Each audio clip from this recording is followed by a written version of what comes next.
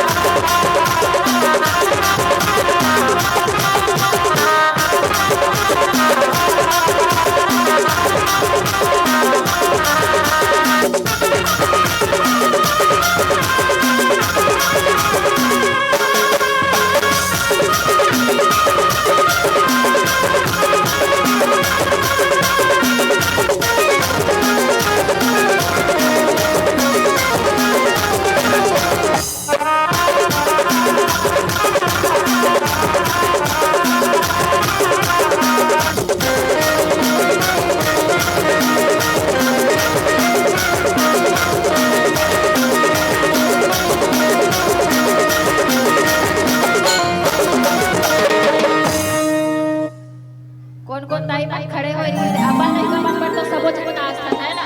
चलो एक बार भगवान के नाम से नाचा उठा ना हो डोके रही हो चले लइका के दादिया है सुना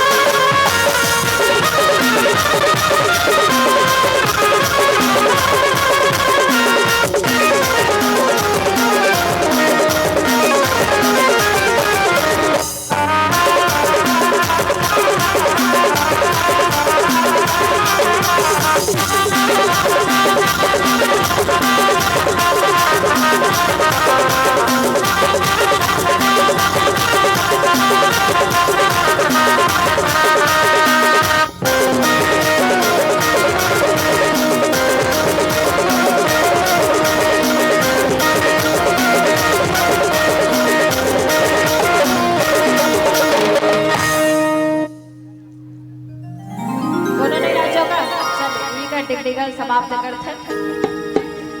और भगवान के नामकरण संस्कार तो हर मन के हित तो कमी हरे ना गाना बंद हो थला नाचबो कथले भगवान के नामकरण संस्कार होई और नामकरण संस्कार में गुरुदेव वशिष्ठ जी बुलाएगी और गुरुदेव वशिष्ठ जी बुलाएगी तो सबसे पहले भगवान राम के नाम रखेगी।